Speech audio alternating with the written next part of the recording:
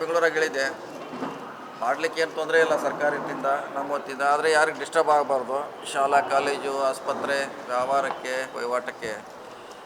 ಯಾಕೆ ಪ್ರತಿಭಟನೆ ಮಾಡಲಿಕ್ಕೆ ಅವ್ರಿಗೆ ಹಕ್ಕಿದೆ, ಮಾಡುವಂಥದ್ದು ಸಾಕಷ್ಟು ಸಾರಿ ಮಾಡೋದು, ಇದೇನು ಹೊಸದಲ್ಲ.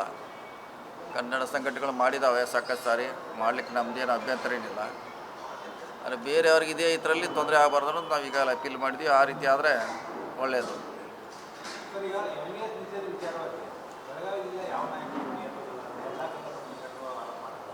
ಯಾವುದ್ರೆ ಅಲ್ಲ, ನಿಷೇಧ ಮಾಡಲಿಕ್ಕೆ ಮಾಡೋದ್ರಿಂದ ಪರಿಹಾರ ಆಗೋಲ್ಲ. ಏನು ಮಾಡೋರು ನೀವು? ಈಗ ನಿಷೇಧ ಮಾಡ್ತಾರೆ, ಓಕೆ, ಅದೇನು ಮಾಡಲಿಕ್ಕೆ ಅಂತ ಸಾಕಷ್ಟು ಸಂಘಟನೆ ಮಾಡಿದ್ವಿ. ಈಗ ಅವ್ರವ್ರು ಬೇರೆ MES ಮಾಡ್ಬೇಕಂತ ಹೇಳಿದ್ರೆ ಮತ್ತೆ ಬರ್ತಾರೋ ಸ್ಟ್ರೈಕ್ ಮಾಡೋಕೆ. ಅದಕ್ಕಿನ್ನು ಯಾವ್ದು ಲೇಬಲ್ ಅವಶ್ಯಕತೆ ಇಲ್ಲ. ಮತ್ತು ಅದು ಅಧಿಕೃತವಾಗಿ ಎಲ್ಲಿದೆಯೋ ಅಂತ ನಮಗೂ ಗೊತ್ತಿಲ್ಲ. ಅದು ಯಾವ ಆ್ಯಕ್ಟಿವಿಟೀಸ್ ಮಾಡ್ತಾರೆ, ಅದು ಏನು ಚಾಲ್ತಿಯಲ್ಲಿದೆ. MES ಅಂತ ಹೇಳ್ತೀವಿ, ಹಿಂದೆ ಯಾವಾಗ ಒಂದು ಸಾರಿ ರಿಜಿಸ್ಟ್ರೇಷನ್ ಆಗಿರ್ಬೋದು. ಅದು ಹಾಗೇ ಅಲ್ಲ ನಡ್ಲಿಕ್ಕೆ. ಮತ್ತೀಗ ಅದು ಇದ್ದಾಗ ಅದು ಹೆಂಗೆ ಬ್ಯಾನ್ ಮಾಡ್ಲಿಕ್ಕೆ ಸಾಧ್ಯ ಇದೆ? ಬ್ಯಾನ್ ಮಾಡಿದ್ರೆ ಮತ್ತೆ ಬೇರೆ ಹೆಸರು ಮ್ಯಾಗ ಬರ್ಬೋದು. ಅದು ಪರಿಹಾರ ಅಲ್ಲ. ಆದಷ್ಟು ಸರ್ಕಾರಗಳು, ಜಿಲ್ಲಾಡಳಿತ ಅದ್ರ ಬಗ್ಗೆ ಆಗದಂಗೆ ಕಾರ್ಯಕ್ರಮ ಹಾಕಬೇಕು.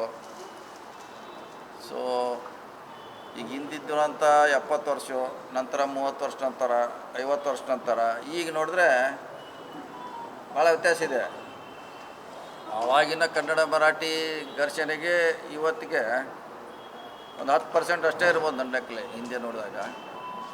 ಸೊ ಅದಕ್ಕೆ ಸರ್ಕಾರಕ್ಕೆ ಹಲವಾರು ಕಾರ್ಯಕ್ರಮ ಯೋಜನೆಗಳು ಹಾಕೋ ಮುಖಾಂತರ ಸಂಪೂರ್ಣವಾಗಿ ನಿಯಂತ್ರಣ ಮಾಡೋದು ಒಳ್ಳೆಯ ದಾರಿ.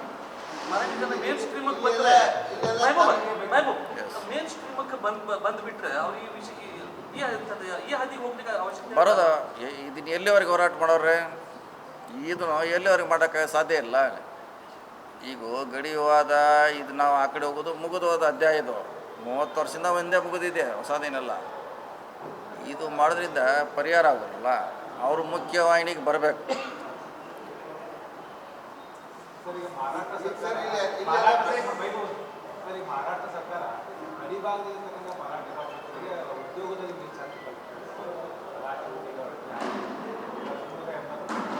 ಇಲ್ಲ, ನಮ್ಮ ಕರ್ನಾಟಕದವ್ರಿಗೆ ಅಂದರೆ ಕೊಟ್ಟಿಲ್ಲ. ಅದು ಕನ್ಫ್ಯೂಸ್ ಇದೆ. ಆ ಥರ ಆರ್ಡ್ರ್ ಏನಿಲ್ಲ, ಅದು ಬೇರೆ ರೀತಿ ಇದೆ. ನಮ್ಮವ್ರಿಗಂತಿಲ್ಲ. ಅದು ಹಿಂದೆ ಮೆಡಿಕಲ್ ಕೂಡ ಕೊಡ್ತಾಯಿದ್ರು. ಅದು ಕೂಡ ನಮ್ಮವ್ರಿಗೆಲ್ಲ, ಅವ್ರಿಗೆ ಇಲ್ಲಿ ಮಾಡಿಸ್ಲಿಕ್ಕೆ ಅವಕಾಶ ಕೊಟ್ಟರು ಅಷ್ಟೇ. ಅವರು ಮಹಾರಾಷ್ಟ್ರ ಜನಕ್ಕೆ ಅಲ್ಲ, ಇಲ್ಲೇ ಮಾಡ್ತಾರೆ. ನಮ್ಮವ್ರಿಗೆ ಕೊಡ್ತಾ ಇಲ್ಲ, ನಮ್ಮವ್ರಿಗೆ ಇಲ್ಲಿ ಕೊಡ್ತಾರೆ.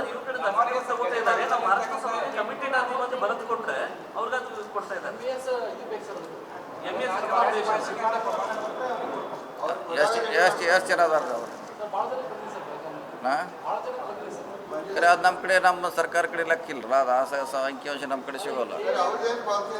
ಕರ್ನಾಟಕದವ್ರು ನಮ್ಗೆ ಏನು ಮಾಡ್ತಾ ಇಲ್ಲ, ಮಹಾರಾಷ್ಟ್ರದವ್ರು ಮಾಡ್ತಾ ಇದ್ದಾರೆ ಅಂತ ಹೇಳಿ ಈಗ ಆರೋಗ್ಯ ವಿಮೆ ಮಾಡಿಸಿದ್ರು, ಈಗ ಉದ್ಯೋಗದಲ್ಲಿ ಮೀಸಲಾತಿ ಕೊಟ್ಟರು. ಇಲ್ಲಿ ಹುಳ ಎಲ್ಲ ತಂದು ಅಲ್ಲಿ ಮಹಾರಾಷ್ಟ್ರದಾಗ ಹುಳ ಇದ್ದಾವೆ ನೋಡಿ. ನಾವೆಲ್ಲ ಸರ್ಕಾರ ಸ್ಕೀಮು ಅವ್ರಿಗೆ ಸಿಗ್ತಾವೆ. ಅವ್ರನ್ನೇನು ಹೊರತುಪಡಿಸಿ ಅಂತ ಹೇಳೋಕ್ಕಲ್ಲ. ಯಾರು ನಮ್ಮಲ್ಲಿದ್ದಾರೆ ಎಲ್ಲ ಭಾಷಿಕರಿಗೆ ಸಿಗ್ತೈತೆ. ನರೇಗಾದಾಗ ಹೆಚ್ಚು ಆಗೋದು ನಮ್ಮ ಬೆಳಗಾವಿ ಜಿಲ್ಲೆಯಲ್ಲಿ. ಅದು ಗಡಿ ಭಾಗದಲ್ಲಿ ಹೆಚ್ಚು ನರೇಗಾ ನಾವು ಹೈಯೆಸ್ಟು ಕಾಮಗಾರಿ ಕೊಡ್ತಾಯಿದ್ದೀವಿ. ಸರ್ಕಾರದ ಎಲ್ಲ ಲಾಭಗಳು ಎಲ್ಲರಿಗೂ ಸಿಗ್ತಾ ಇದೆ. ಸೊ ಅವ್ರೇನೋ 1% ಕೊಟ್ಟು ಆ ಥರ 100% ಲಾಭ ಪಡಲಿಕ್ಕೆ ಪ್ರಯತ್ನ ಮಾಡ್ತಿದ್ದೀವಿ. ಕಾಂಪಿಟೇಟಿವ್ ಎಕ್ಸಾಮ್ಗಳಿಗೆ ಈಗ ಮರಾಠಿ ಮೀಡಿಯಂ ಸ್ಟೂಡೆಂಟ್ಸ್ಗೆ ಅಲೌ ಮಾಡ್ತಿದೆ ಅಂತ ಮೊನ್ನೆ ವಿಧಾನ ಪರಿಷತ್ತಲ್ಲಿ ಅವ್ರು ಅನೌನ್ಸ್ ಮಾಡಿದ್ದಾರೆ ಸರ್. ಸೊ ಈ ಥರ ಮಾಡೋದ್ರಿಂದ ಇಲ್ಲಿ ಸ್ವಲ್ಪ ಡಿಸ್ಟರ್ಬೆನ್ಸ್ ಮಾಡ್ದಂಗೆ ಆಗುತ್ತೆ. ಡಿಸ್ಟರ್ಬೆನ್ಸ್ ಆದರೆ ಪರಿಹಾರ ಮಾಡ್ಲಿಕ್ಕೆ ಆಗೋಲ್ಲ. ಹೇಳ್ತಾರೆ ಎಷ್ಟು ಜನ ಕೊಡೋರವ್ರಿ, ನಮ್ಮಲ್ಲೇ ಅಲ್ಲೇ ಕೊಡ್ಲಿಕ್ಕೆ ಆಗೋಲ್ಲ. ನಮ್ಮ ಸ್ಟೇಟ್ನಲ್ಲೇ ನಮ್ಗೆ ಕೊಡ್ಲಿಕ್ಕೆ ಆಗೋಲ್ಲ. ನಮ್ಮದೇ ಲೋಡ್ ಆಗಿದೆ. ಇನ್ನು ಬೆಳಗಾವಿದವ್ರಿಗೆ ಎಷ್ಟು ಕೊಡ್ಲಿಕ್ಕೆ ಸಾಧ್ಯ ಇದೆ ಆ ಸರ್ಕಾರ? ಅದು ಭಾಳ ಮುಖ್ಯವಾಗಿರುವಂಥ ಅಂಶ ಅಲ್ಲ. ಈಗ ಭಾರತದ ವ್ಯವಸ್ಥೆಯಲ್ಲಿ ಆಯಾ ರಾಜ್ಯಗಳು ಆಯಾ ರಾಜ್ಯಗಳಲ್ಲಿ ಅಷ್ಟೇ ಆಡಳಿತ ಮಾಡ್ತಾರೆ. ಆದರೆ ಮಹಾರಾಷ್ಟ್ರದವ್ರಿಗೆ ಬಾರ್ಡರ್ ಕ್ರಾಸ್ ಮಾಡಿ ಬೆಳಗಾವಿ ಎಂಟ್ರಿ ಮಾಡಿಬಿಟ್ಟಿದ್ದಾರೆ. ಮಾಡ್ತಾ ಇದ್ದಾರೆ. ಇಲ್ಲಿ ಅಡ್ಮಿನಿಸ್ಟ್ರೇಷನ್ ಅವರು ಹೇಳ್ತಾರೆ, ಅದು ಆ ಸರ್ಕಾರಕ್ಕೆ ಸಂಬಂಧಪಟ್ಟದ ಕಾರ್ಯಕ್ರಮ ಹೊರತಾಗಿ ಕರ್ನಾಟಕ ಜನತೆ ಕೊಡ್ಲಿಕ್ಕಲ್ಲ ಅನ್ನೋದು ನಮ್ಮ ಭಾವನೆ ಇದೆ.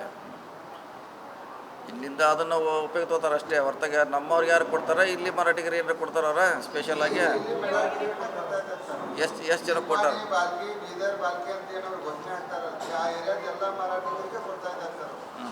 ಮಹಾರಾಷ್ಟ್ರದ ಯೋಜನೆ ಕರ್ನಾಟಕದ ಜನ ಅದಕ್ಕಾಗಿ ಅಬ್ಜೆಕ್ಷನ್ ಬಂದಿರೋದಾಗಿ ಸರ್. ಅವರು ತಮ್ಮ ಬಾರ್ಡರ್ ಕ್ರಾಸ್ ಲಿಮಿಟ್ ಕ್ರಾಸ್ ಮಾಡಿ ಒಳಗಡೆ ಎಂಟ್ರಿ ಮಾಡ್ತಾ ಇದ್ದಾರೆ. ಜಿಲ್ಲಾಡಳಿತ ಸರ್ಕಾರ ಅದ್ರ ಬಗ್ಗೆ ಪರಿಶೀಲನೆ ಮಾಡಬೇಕು.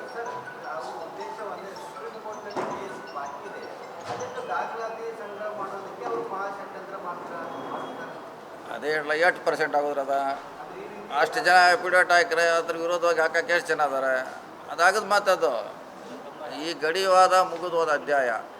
ಇನ್ನವ್ರಿಗೆ ಹೆಲ್ಪ್ ಮಾಡೋಂಗಿದ್ರೆ ಅವ್ರಿಗೇನೋ ಭಾಳ ಪ್ರೇಮ್ ಇದ್ರೆ ಮಾಡೋಕೆ ಈ ನಮ್ಮದು ಇದು ಹೋಗ್ತೈತೆ ಅನ್ನೋದು ಬಿಟ್ಟು ಕಾರ್ಯಕ್ರಮ ಬೇಕಾದ್ರೆ ಏನು ಎಲ್ಲರೂ ಕೊಡಲಿ, ಅವ್ರಿಗೆ ನಮ್ಮದೇ ತಕರ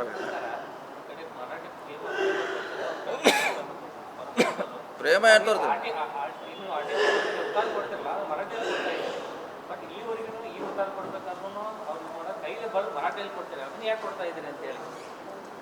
ಅವ್ರ ಡಿಮಾಂಡ್ ಇದೆ ಕೊಡಬೇಕಂತ, ನಮ್ಮದು ಕನ್ನಡನೇ ಇದಿರಲ್ಲ.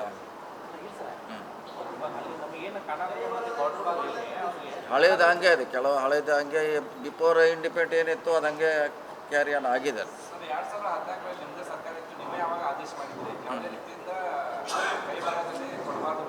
ಈಗೆಲ್ಲ ಕಂಪ್ಯೂಟರೈಸ್ ಬಂದಲ್ಲ ಈಗ.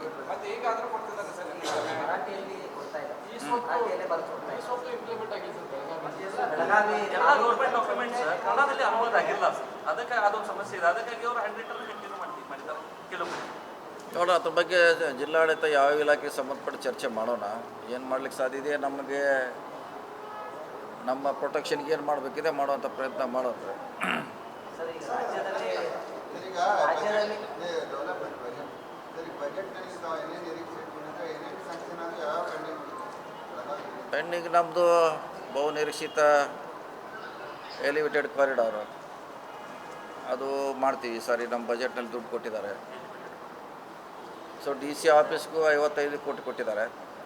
ಸೊ ಅದನ್ನ 2 ಹಂತದಲ್ಲಿ ತೊಗೋತೀವಿ. ಈ ಸಾರಿ ತೊಗೋತೀವಿ, ನೆಕ್ಸ್ಟ್ ಸಾರಿ ತೊಗೋತೀವಿ. ಅಂದರೆ 110 crore ಮಾಡ್ತೀವಿ. ಸೊ ಇನ್ನು ಮಿಕ್ಕಿದೆಲ್ಲ ಬಜೆಟಲ್ಲಿ ಬಂದಿದೆ. ಆಯಾ ಇಲಾಖೆಯವರು ಅದೇನು ಬಜೆಟ್ನಲ್ಲಿ ಬರಬೇಕಂತೇನಿಲ್ಲ, ನೇರವಾಗಿ ನೀರಾವರಿ, ರಸ್ತೆಗಳು, ಮೈನರ್ ಇರಿಗೇಷನು, ಸ್ಕೂಲು ಅವೆಲ್ಲ ಆಯಾ ಇಲಾಖೆಯವ್ರು ನೇರವಾಗಿ ಕೊಡ್ತಾರೆ ಅಷ್ಟೇ.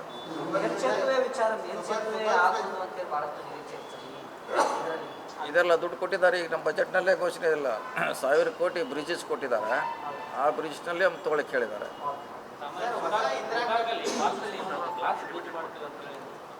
ಅದಿದೆ. ಪ್ರವಾಸೋದ್ಯಮ ಇಲಾಖೆಯಿಂದ ಈಗ ಒಂದು DPC ಮಾಡ್ತಾ ಇದ್ದಾರೆ.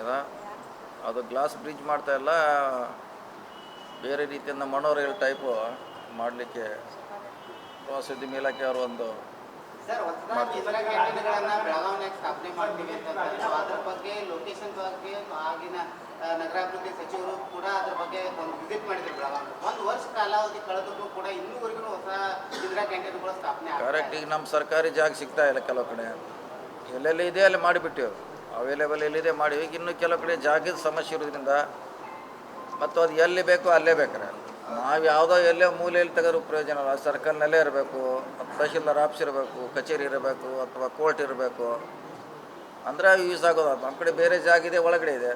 ಸೊ ಹಿಂಗಾಗಿ ಭಾಳಷ್ಟು ಕಡೆ ಸಮಸ್ಯೆ ಆಗಿದೆ. ಯಾವುದ್ರೆ ರಾಜನ್ ಅವ್ರ ಹನಿ ಟ್ರ್ಯಾಪ್ ಕೇಸ್ ಏನಿದೆ ಎಲ್ಲಿಗೆ ಬಂದಿದೆ? ಕಂಪ್ಲೇಂಟ್ ಕೊಡಬೇಕಲ್ಲ, ಕೊಟ್ಟ ಮ್ಯಾಗ ಮುಂದಿನ ದಾರಿ.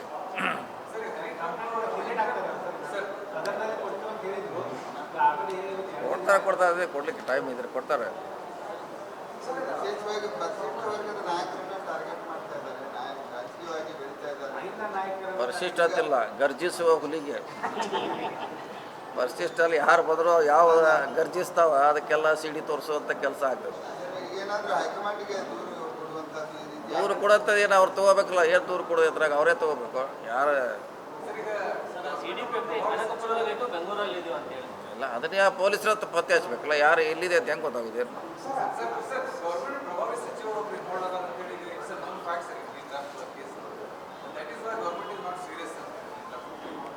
ಇನ್ನೂ ಅವರು ಕಂಪ್ಲೇಂಟ್ ಕೊಡಬೇಕು, ರಿಜಿಸ್ಟರ್ ಆಗಬೇಕು. ಅದು ಮುಂದುವರೆದಾಗ ಅದ್ರ ಬಗ್ಗೆ ಈ ಸದ್ಯನೇ ಹೇಳಲಿಕ್ಕೆ ಆಗೋದು.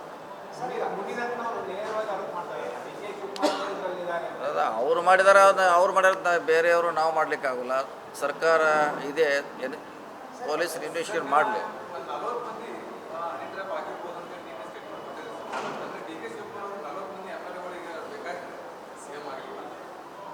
ಇಲ್ಲ ಆ ದೃಷ್ಟಿ ಇಟ್ಕೊಂಡು ಅವ್ರು ಹೇಳಿಲ್ಲ, ಇರ್ಬೋದು ಅಷ್ಟಂತ ಅವ್ರು ಹೇಳಿದಾರೆ ಅಷ್ಟೇ.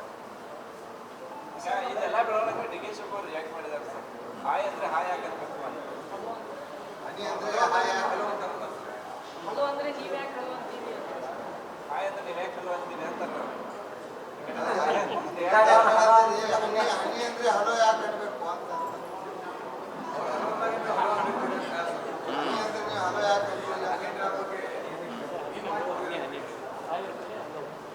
ನೋಡ್ಬೇಕಾದ್ರೆ ಅವರು ವಿಲ್ ಪವರು ಅದ್ರ ಮ್ಯಾಗ ಡಿಪೆಂಡ್ ಆಗ್ತಿದ್ದಲ್ಲ. ವಿಲ್ ಪವರು, ಎಕ್ಸ್ಪೀರಿಯನ್ಸು, ಅವನ ಬದ್ಧತೆ ಮೇಲೆ ಅದು ಒಂದು ಸಲ ಆದಾಗ ಅಟ್ರಾಕ್ಟ್ ಆಗುತ್ತೆ, 2 ಸಲ ಆಗ್ತಿತ್ತು ಅನ್ನೋದು ಅವನ ಕೆಪಾಸಿಟಿ ಮ್ಯಾಗ ಅದು.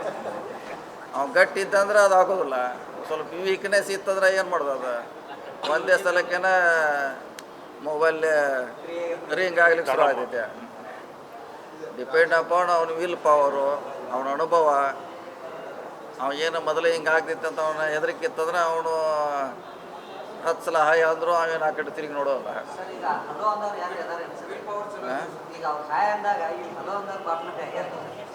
ಸುಮಾರು ಜನ ಇರ್ತಾರೆ ಪಾಪ, ಅವ್ರೇನು ಹಾಯ್ ಅನ್ನೋದೇ ಹಾಯ್ ಅಂತಾವ, ಏನು ಮಾಡ್ತಾರೆ ಅವ್ರು ಯಾವ ದೃಷ್ಟಿ ಹಾಯ್ ಅನ್ನೋದು ಅವ್ರಿಗೆ ಗೊತ್ತಿರಂಗಿಲ್ಲ. ಅದು ಹಾಯ್ ಏನಂತೆ ನಮಸ್ಕಾರ ಅಂತೀವಿ. ಹಾಗೆ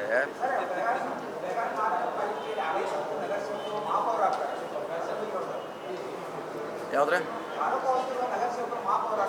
ಅದು ಕೋರ್ಟ್ ಸ್ಟೇ ಆಗಿದೆ, ಅವರು ಯಥಾಸ್ಥಿತಿ ಮುಂದುವರಿತಾರೆ. ಅದ್ರಾಗಿ ಆರೋಪ ಅಂತ ಹೇಳಲಿಕ್ಕಾಗಲ್ಲ. ಇನ್ನೂ ಅಂತಿಮವಾಗಿ ಫೈನಲ್ ಡಿಸಿಷನ್ ಬರಬೇಕು, ಬಂದ್ಮ್ಯಾಗ ಅದ್ರ ಬಗ್ಗೆ. ಈಗ ಅವರು ಮೆಂಬರ್ ಅದು ಕಂಟಿನ್ಯೂ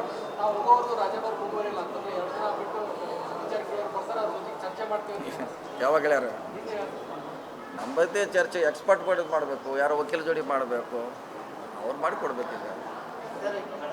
ಅವ್ರಿಗೆ ಸಲಹೆ ಮಾಡಿದ್ರೆ ನಾವೇ ದೂರು ಕೊಡೋಕೆ ಹೇಳಿದ್ವಿ ಫಸ್ಟಿಗೆ, ಅದು ಚರ್ಚೆ ಮಾಡಿಕೊಡು ಅಂತ ಹೇಳಿದ್ರು.